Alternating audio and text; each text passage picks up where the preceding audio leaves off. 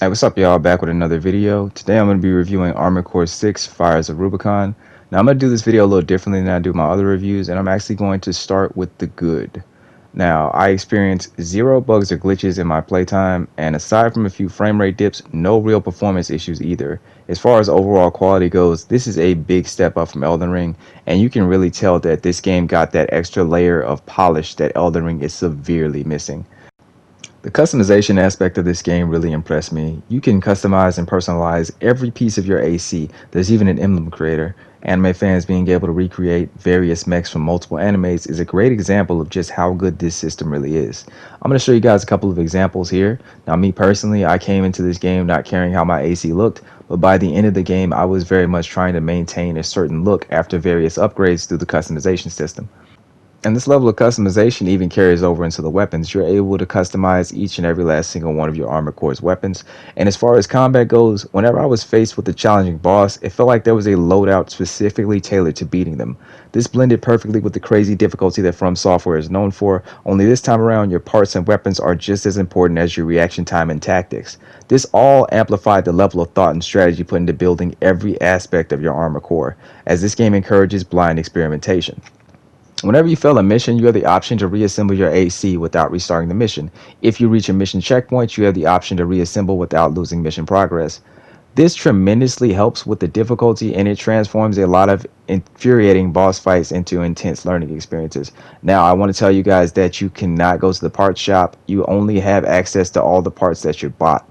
So when you reassemble, you're reassembling from your inventory. Still, for me, this helped tremendously. I was already experimenting with, whatever I was buying. I was already buying a lot of stuff, so I had a lot of options every single time I was given this option. Another thing about this game I really enjoyed was the core combat. Most of the controls are tight and responsive and nearly perfect in my opinion, excluding the clunky melee. And I also thought some of the expansion slots could have been a little bit more responsive, but aside from that, everything else was buttery smooth and very responsive. Now the assault boost and the overall mobility of the lightweight ACs is excellent. It often creates a fast-paced visual experience that demands precision and timing, especially when facing bosses. I feel like this is when the game is at its absolute best. It creates this really hardcore, fast-paced experience that nothing is like. It's a lot of Souls clones on the market right now floating around, but once this game is like in its once it gets in its groove, it's nothing like Armored Core, and I mean that in the best way possible. The story was also a pleasant surprise. Although they went with the weird choice of omitting any representation of human anatomy, they were still able to tell a fairly competent story here with tons of cutscenes and dialogue. And when I say no human anatomy, I am serious. Throughout the entire game, you see no representation of human life. It's just pictures and call signs and armor cores. That is it. It is a very weird choice they made, but they still told a fairly good story here. There are also multiple endings which you can achieve by completing decision missions. Now you guys need to be on the lookout for these. They're very easy to miss. These are story missions that directly affect the outcome of the main story, depending on which ones you choose to complete. All in all, though, for a From Software game, I was actually impressed with how easy it was to understand and follow the story. It's not perfect, but in my opinion, it's a big step up from what we've seen from Software in the Souls titles. Okay, and now we're going to segue into the newly named section, my neutral nitpicks. These are things that don't affect the score for me, but I still feel like they're worth mentioning. This game does have a lot of different weapons and parts to buy and find, but they are drip fed to you throughout the entire game slowly. Even after doing everything in the game, I rarely found parts or weapons. I will admit, each training mission rewards you with a weapon or a part, but aside from that, you do not find them very often. The bulk of your weapons are going to come from the part shop, and the over-reliance on the part shop kind of disappointed me a little bit because I found myself checking the part shop after every single mission. Most of the weapons that you do find from bosses and some of the parts that you find from bosses are hit and miss.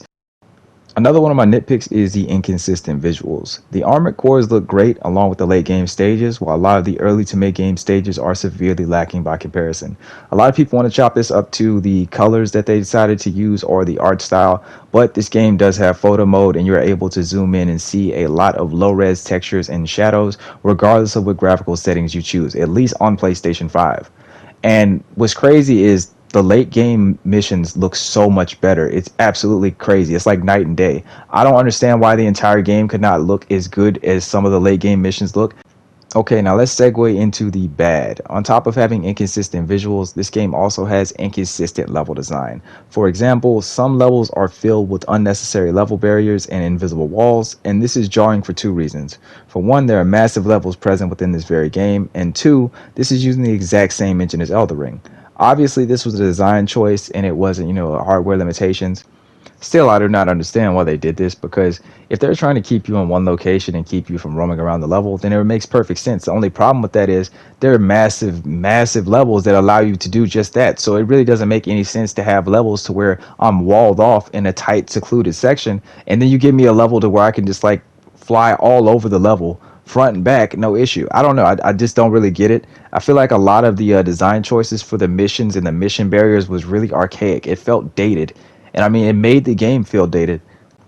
All right, next I want to talk about the difficulty. There are a few random difficulty spikes throughout this game that are just flat out infuriating. Some of the late game missions task you with fighting multiple high level durable ACs capable of screen filling bullshit or frustratingly hard bosses capable of one hit kills in the last stages of their battles.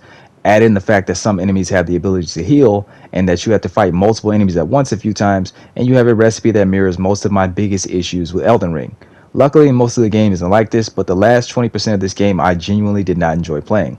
To further elaborate on this, I feel like the game kind of lulls you to sleep with a false sense of confidence because you'll go from kicking the game's ass to just getting absolutely destroyed.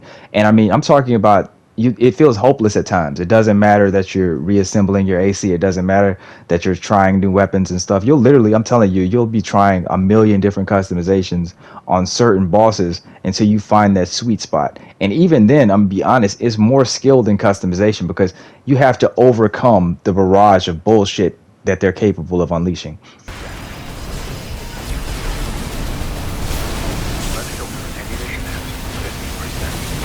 Finally dead, are you? Now I'll have to re-educate those apes. All right, we're gonna take a look at the multiplayer and then I'm gonna go ahead and wrap this up. Sadly, the multiplayer is bare bones and severely lacking with limited game modes and no ranking systems.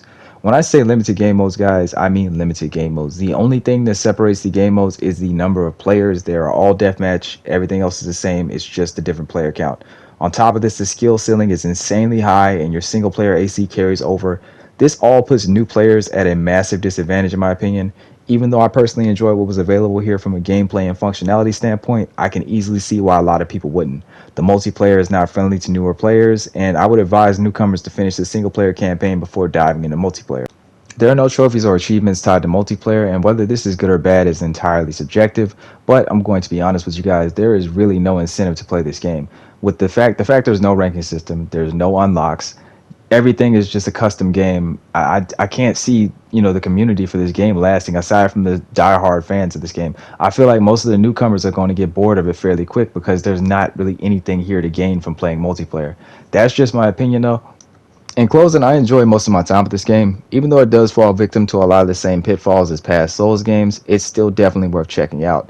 Now, I do want to say that the difficulty spikes will turn most people off. If you're not familiar with From Software titles, if you're not familiar with the Souls games, and you just like mechs, I don't really think this is for you. The difficulty is absolutely insane. Like I said earlier in the video, this game has some of the hardest bosses I've ever experienced. With that being said, though, my own personal score, I give this an 8.5.